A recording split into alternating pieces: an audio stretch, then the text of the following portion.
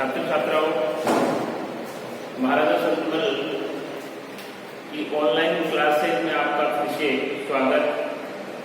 इसमें अपने जो पेपर है बी पार्ट थर्ड का जो पेपर सेकंड पेपर है इंडियन ज्योग्राफी यानी भारत का भूगोल, उसमें अपने काफी टॉपिक्स पे अपने चर्चा कर चुके हैं।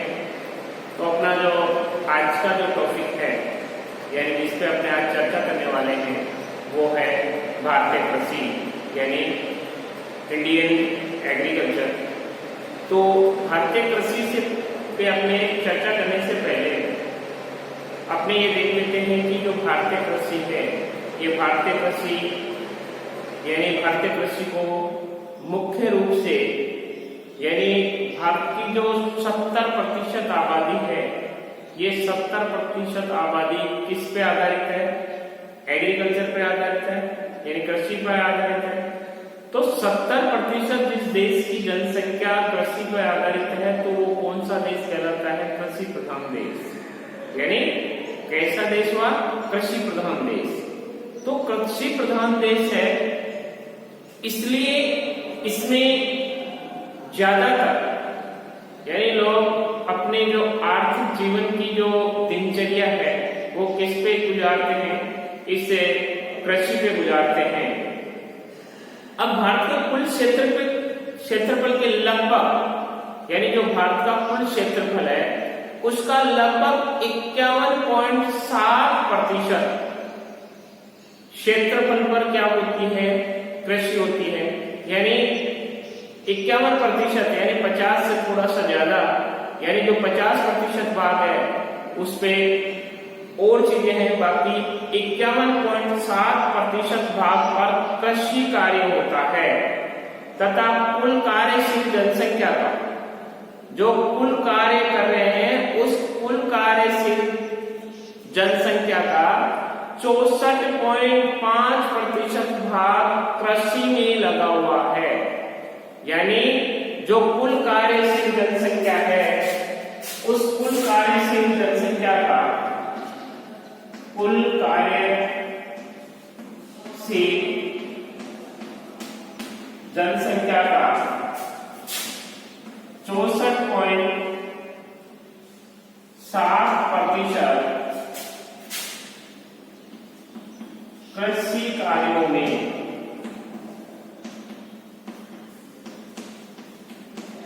लगे हुए हैं। यानी इससे स्पष्ट हो रहा है यानी कुल जो अपनी कार्यशील है जो कार्य करने वाले व्यक्तियों की संख्या यानी जितनी है उसमें से 64.7% कृषि कार्यों में संलग्न है यानी कृषि कार्य कर रहे हैं।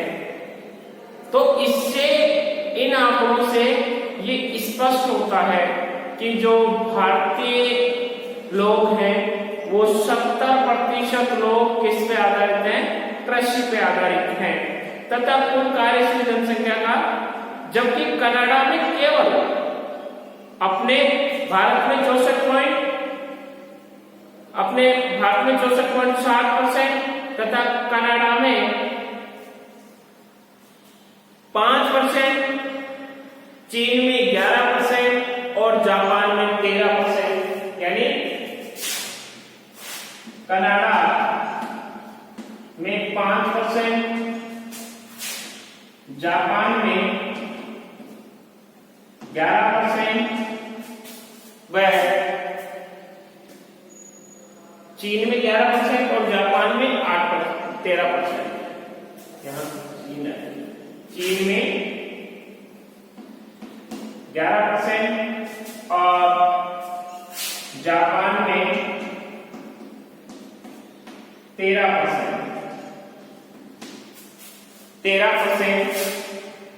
और यूएसए में 20% क्षेत्रफल पर, यूएसए में 20% क्षेत्रफल पर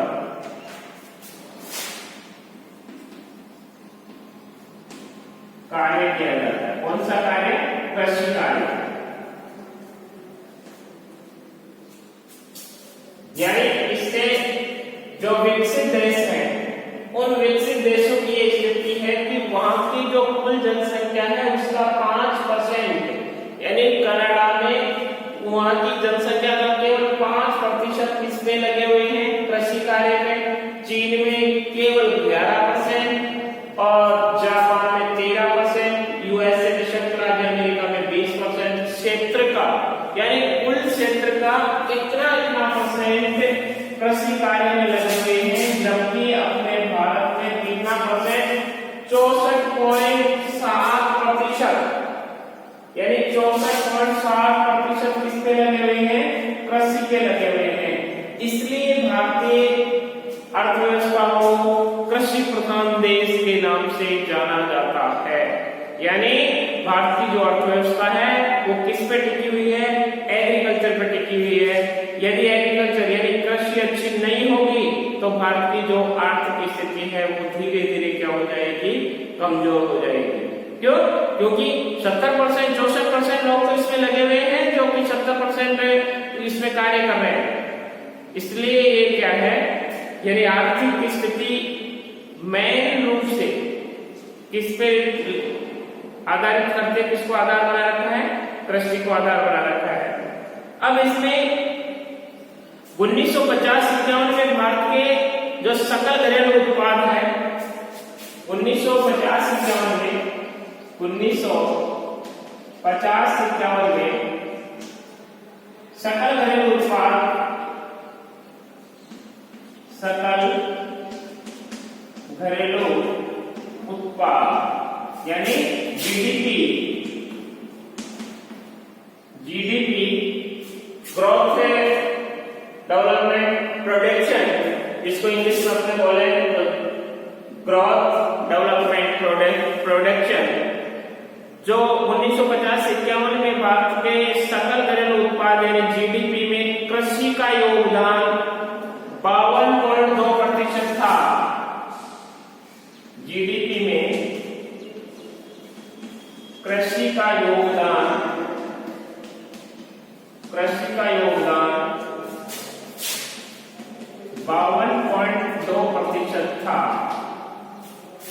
52.2% था, जो वर्तमान में घटकर लगभग 16.3% हो गया, जो वर्तमान में घटकर 16.3% हो गया। यानी 16 कृषि तो उसी क्षेत्र में हो रही है, 70% लोग उसी में लगे हुए हैं। लेकिन 1950-51 में जो भारतीय सकल घरेलू उत्पाद है उसमें कृषि का योगदान था 52.2%। ये 52.2% था, लेकिन आज भी 70% कार्यशील जनसंख्या का कुल 64.7% कृषि पे लगा हुआ है, कृषि कार्य कर रहा है। लेकिन इसमें केवल जो ग्रोथ रेट है, जो सकल घरेलू उत्पाद है, उसमें कितना 16.3% का ही मिल रहा है, बाकी खत्म हो रहा है, यानी ह्रास हो रहा है, धीरे धीरे लॉस हो रहा है। तो इससे ये साबित हो सकता है कि जो भारतीय कृषि है उसमें जो उन्नतिशील कार्य हैं वो बिल्कुल न के बराबर चल रहे हैं, इसलिए उसमें धीरे धीरे क्या आ रही है, गिरावट आ रही है। तो इस गिरावट को भारतीय सरकार इसको यानी इस पे ध्यान दें और ध्यान देने के पश्चात उसको सही करें, तब ये भारतीय स्थिति है, जो आर्थिक मंदी है, जो जीडीपी है, उसमें वृद्धि हो। अब इसके बाद में अपने बात करते हैं, जैसे जीडीपी में इसका योगदान कितना 52.2 था, तो वर्तमान में घटकर 16.3 हो गया। इस काफी कमी के कारण जीडीपी में सेवा, उद्योग आदि क्षेत्रों की भागीदारी का भी बढ़ना है। यानी कहने का मतलब जो सेवा कर है, सेवा कर के बाद में जैसे ये उद्योग आदि क्षेत्रों की सेवा कर, उद्योग धंधे आदि भी क्या कर रहे हैं, इसको प्रभावित कर रहे हैं। सेवा कर का मतलब यानी सरकारी नौकरियां, जो सरकारी नौकरियां भी इसमें क्या कर रही हैं, इसको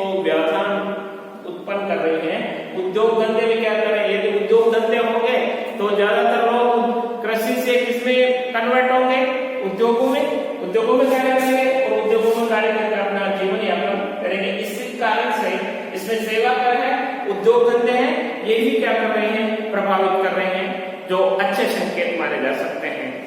अब जो भूमि उपयोग है, भारतीय कुल भूमि का 46.6% भाग शुद्ध बोया गया क्षेत्र है, जिसमें 23.84% भाग मनुष्य आच्छादित है, यानी 46.6% भाग पर शुद्ध बोया गया क्षेत्र है किसका, कृषि का, जिसमें 23.84% भाग में मनुष्य आच्छादित है, 5% भूमि बंजर है, वह 7.6% बंजर प्रति व 4% भूमि पर स्थायी चारागाह व बाग है। यानी कहने का मतलब भारत की कुल भूमि का, जो भारत की कुल भूमि है, भारत की कुल भूमि का 46.6% भाग शुद्ध बोया गया क्षेत्र है, भाग शुद्ध बोया गया क्षेत्र है, बोया गया क्षेत्र है, जिसमें 23.84% भागों पर वन है, जिसमें से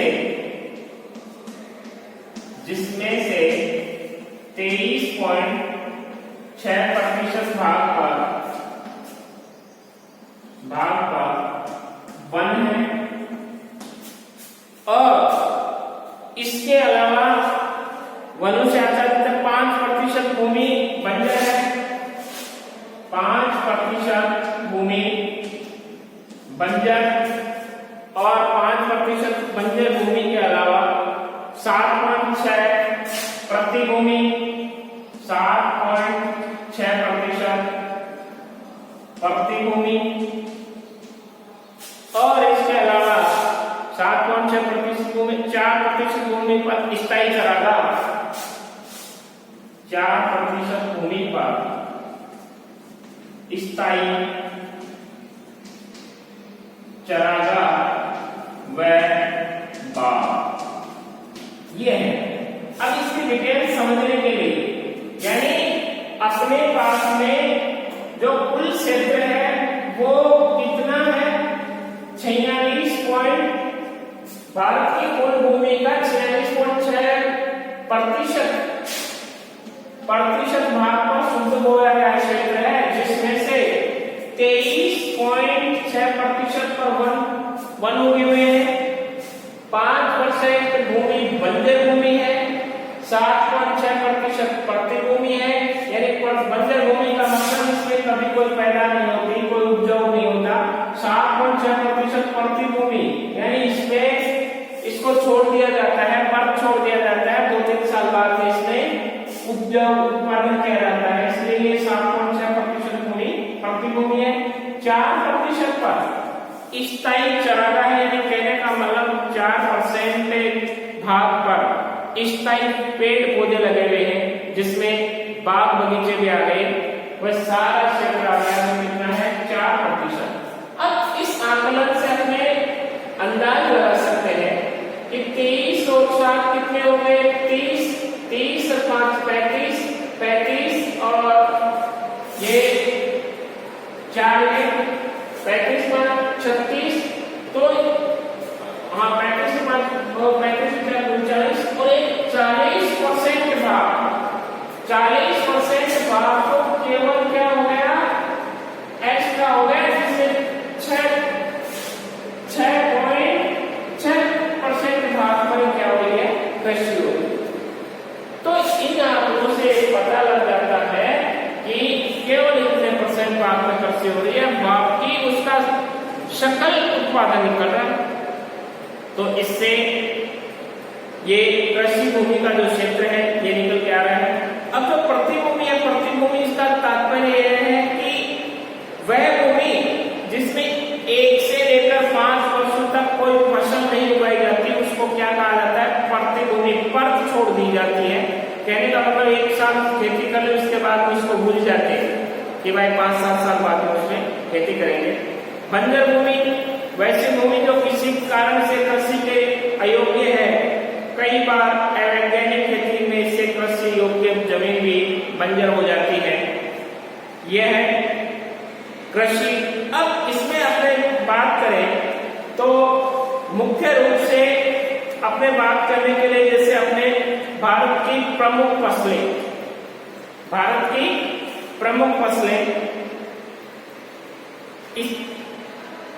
इसमें यदि अपने जो कारक हैं संस्थागत कारक उनकी बात कर ले एक बार, जैसे भारतीय कृषि को प्रभावित करने वाले कारक, तो उन भारतीय कृषि को प्रभावित करने वाले कारकों में संस्थागत कारक हैं जैसे प्राकृतिक दशाएं हैं, सामाजिक दशाएं हैं, आर्थिक दशाएं हैं व संस्थागत कारक हैं। तो प्राकृतिक कारक, जैसे प्राकृतिक कारक भारतीय कृषि को क्या करते हैं, प्रभावित करते हैं।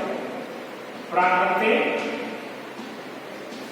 कारक, ये प्राकृतिक कारक है। प्राकृतिक का मतलब है, प्राकृतिक का मतलब होता है प्रकृति के द्वारा योजना उत्पन्न होना, वही प्राकृतिक कारक कहलाते हैं। इसमें पाला या अधिक ठंड की स्थिति में जैसे पाला पड़ गया, पाला पड़ना,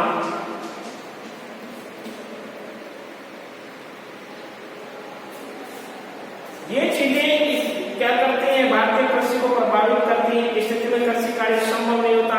जहाँ साल भर उच्च तापमान पाया जाता है उस क्षेत्र में एक से अधिक बार कृषि की जाती है। ऐसी स्थिति में सस्ते विविधता काफी क्या कम पाई जाती है। अब जैसे सामाजिक कारक की अपने बात करें तो प्राय शहरों से नजदीक जो क्षेत्र होते हैं उनमें भूमि होती है, उसकी सस्ते विविधता में भी काफी फर्क होता है। अब ये तो हो गए कि संस्थागत कारक, तो संस्थागत कारकों में यही चीजें हैं, जमादारी प्रथा है। अब अपने बात करें तो भारतीय प्रमुख फसलों की, भारतीय प्रमुख फसलों की, भारतीय प्रमुख फसलें,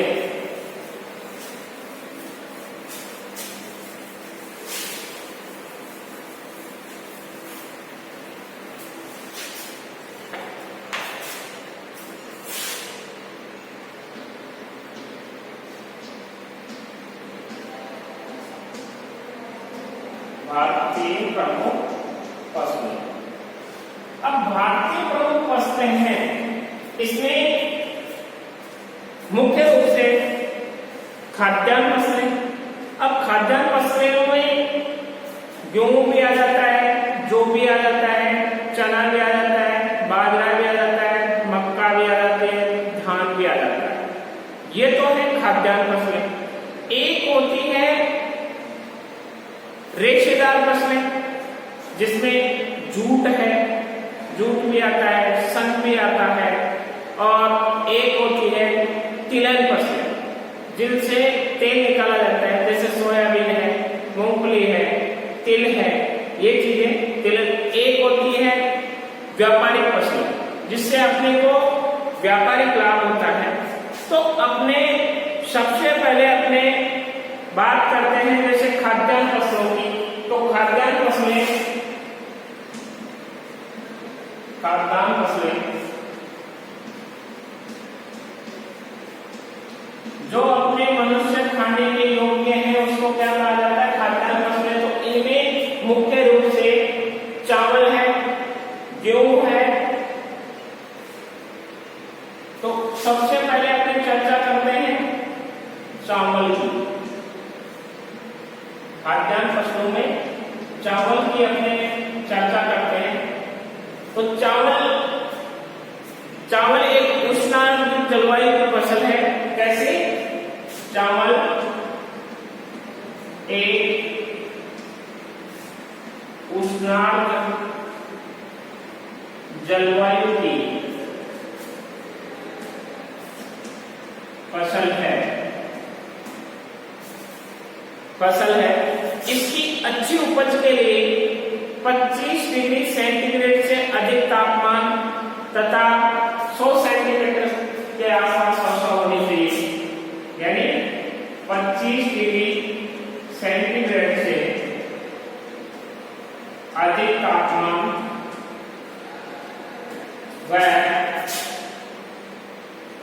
100 सेंटीमीटर से अधिक वर्षा, ये होना अति आवश्यक है। यदि चावल की अच्छी गुणवत्ता वाली फसल लेनी है अपने को, तो उसके लिए 25 डिग्री सेंटीग्रेड से अधिक तापमान और 100 डिग्री सेंटीग्रेड से अधिक वर्षा जिस क्षेत्र में होती है उसमें चावल की पैदावार अच्छी होगी। अब यह भारत की सर्वाधिक महत्वपूर्ण फसल है, क्योंकि भारत में इसका जो यूज है, जो उपयोग है, वो खाद्यान्न फसल के रूप में किया जाता है। सर्वाधिक लोग इसका क्या करते हैं, सेवन करते हैं। कुल कृषित भूमि के 25% भाग पर यानी 1/4 पर चावल की खेती की जाती है। यानी कुल कृषि क्षेत्र 25% भाग पर यानी 1/4 भाग पर कृषि की जाती है। 25% भाग पर या 1/4 भाग पर कृषि की जाती है। इसकी चावल की कृषि की जाती है। कुल खाद्यान्न उत्पादन में चावल का जो हिस्सा है वो 42% है। कुल खाद्यान्न में चावल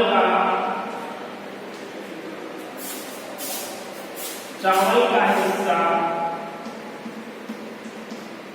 42% है, जो काफी अधिक है।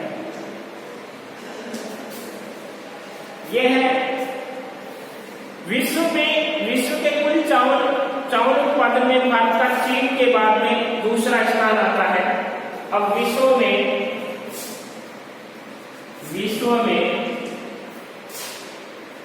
भारत का चीन के बाद दूसरा स्थान आता है। यानी पहला स्थान चावल उत्पादन में पहला स्थान चीन। भारत विश्व का 22% चावल उत्पादित करता है, जिसमें भारत विश्व का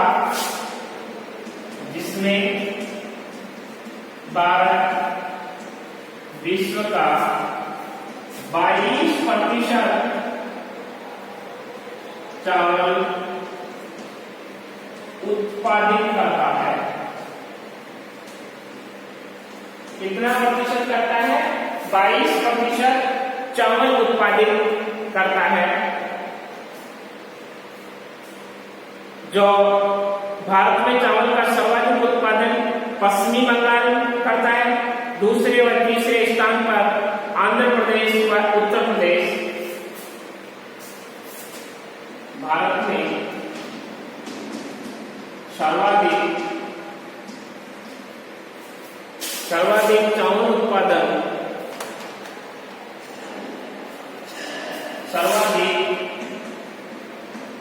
चावल उत्पादन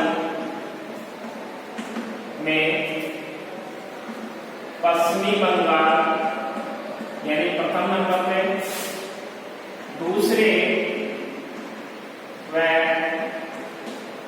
तीसरे नंबर पर आंध्र प्रदेश व उत्तर प्रदेश है। आंध्र प्रदेश व उत्तर प्रदेश है। यानी पहले नंबर पे पश्चिमी बंगाल, दूसरे पे आंध्र प्रदेश और तीसरे पे यूपी। ये चावल उत्पादन करने वाले हैं। और मौसम के आधार पर भारत में चावल की 3 किस्में पाई जाती हैं। यानी मौसम को ध्यान रखते हुए भारत में चावल की 3 किस्में ली जाती हैं। यानी 3 प्रकार से खेती की जाती है। उसमें पहला है शीतकालीन, जिसमें अग्नि है, अमन है। पहली है भारत में मौसम के अनुसार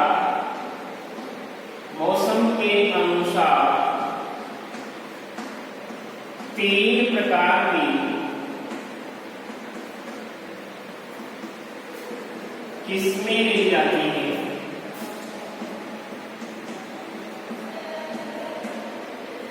पहली है शीतकालीन अगहनी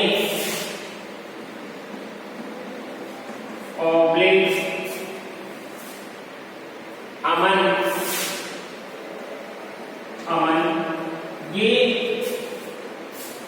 शीतकालीन अगहनी अमन ये किस्म है जो मानसून के प्रारंभ में पौध तैयार की जाती है। वह जुलाई अगस्त में से रोपण किया जाता है, यानी पौध के माध्यम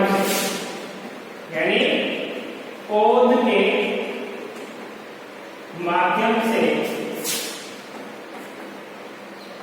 जुलाई अगस्त में, यानी आने वाला समय जुलाई अगस्त में रोपण के द्वारा इस फसल को किया जाता है शरतकालीन को, जिसका सितंबर अक्टूबर में कटाई होती है। सितंबर अक्टूबर में कटाई, सितंबर व अक्टूबर, यानी अपने जो जून का समय आता है उस टाइम में अपने बोई जाता है गेहूं और उस टाइम में ये कट जाता है, तो ये ध्यान रखना है। इसके बाद में ग्रीष्मकालीन, तो ग्रीष्मकालीन में बोरो है, ग्रीष्मकालीन दूसरी है, इसमें ग्रीष्मकालीन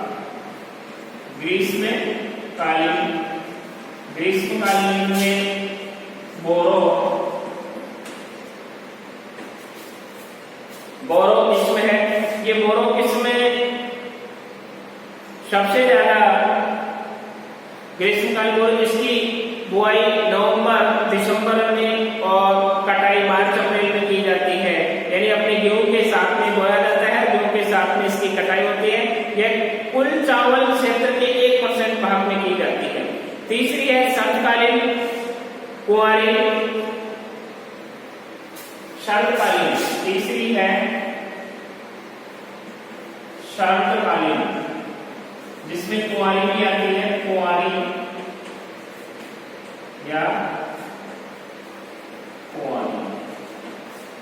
ये किस्म है। अब इसमें मुख्य रूप से जो शरतकालीन किस्म है, ये शरतकालीन किस्म सर्वाधिक भाग में सर्वाधिक क्षेत्रफल में बोई जाती है। अब इसका जो शरतकालीन है, इसकी बुआई मई जून में और इसकी कटाई सितंबर अक्टूबर में की जाती है। पश्चिमी बंगाल व असम में चावल की 3 किस्में, जो पश्चिमी बंगाल है और पश्चिमी बंगाल में सर्वाधिक चावल उत्पादन किया जाता है, तो पश्चिमी बंगाल में जो चावल की 3 किस्में हैं, ये 3 किस्में कौन से, शीतकालीन है, ग्रीष्मकालीन है, शरतकालीन है। ये 3 किस्में पश्चिमी बंगाल में ली जाती हैं। पश्चिमी बंगाल में 3 किस्में अमन, ओस व बोरो आदि उगाई जाती है। चावल की प्रमुख किस्में जैसे रत्ना है, IR8 है, जमुना है, कृष्णा है, पद्मा है, जया है। ये चावल की किस्में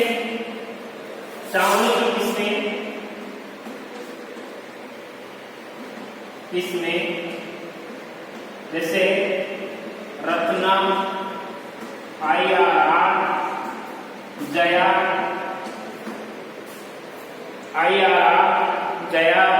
कृष्णा, पद्मा और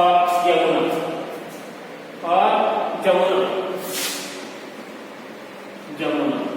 ये क्या है, इसकी किस्म पाई जाती है। रत्ना है, IR8 है, जया है, कृष्णा है, पद्मा व जमुना, ये चावल की मुख्य किस्म होती है। और इसमें जो पश्चिमी बंगाल वाला क्षेत्र है, इस पश्चिमी बंगाल वाले क्षेत्र में सर्वाधिक उत्पादन भी किया जाता है। उत्पादन के पश्चात इसको आयात में किया जाता है, इसलिए ये मुख्य रूप से भारत में एक खाद्यान्न फसल के रूप से जानी जाती है। अब इसमें अपने बात करें, इसके बाद में जो खाद्यान्न फसल है वो है गेहूं। तो गेहूं बेसिकल अपने राजस्थान में, यानी राजस्थान में एक शीतोष्ण जलवायु की फसल है। इसके लिए सामान्यतः 10 से 15 सेंटीग्रेड तापमान तथा 50 सेंटीमीटर से 75 सेंटीमीटर वार्षिक वर्षा की क्या होती है, आवश्यकता होती है गेहूं के लिए। यानी इसमें और इसके टेम्परेचर में काफी फर्क होता है। चावल के बाद गेहूं भारत की दूसरी प्रमुख फसल है। भारत विश्व का केवल 12% गेहूं उत्पादित करता है और देश की कुल कृषि भूमि के 14% भाग पर गेहूं की कृषि की जाती है। इसमें प्रमुख फसलें हैं खाद्यान्न में चावल, गेहूं, ज्वार, बाजरा, मक्का, जौ, दालें आदि। पेय फसलों में मैंने आपको बताया था चाय है, कहवा है, तंबाकू है। औद्योगिक फसलों में रेशेदार फसल, जिसको अपने रेशेदार फसल बोलते हैं, कपास, पटसन, गन्ना, रबड़, तंबाकू व तिलहन। अब अपने चावल के बाद में गेहूं है, तो गेहूं सर्वाधिक उत्पादन करने वाला देश यूपी माना जाता है, क्योंकि यूपी में सर्वाधिक गेहूं उत्पादन होता है। अपने राजस्थान में बात करें तो गेहूं उत्पादन में पहला स्थान है गंगानगर का, जिसको धान का कटोरा के नाम से जाना जाता है। उसके बाद में अलवर है, जयपुर है, बूंदी है। इस क्षेत्र में गेहूं उत्पादन सर्वाधिक होता है।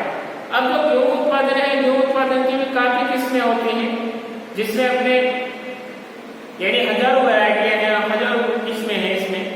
तो अपने मुख्य जो खाद्यान्न फसल है, आज हमने इसमें चर्चा की चावल और गेहूं। अब इसके पश्चात अपने जो बची हुई किस्में हैं या जो फसल है उनका नेक्स्ट क्लास में अध्ययन करेंगे। धन्यवाद।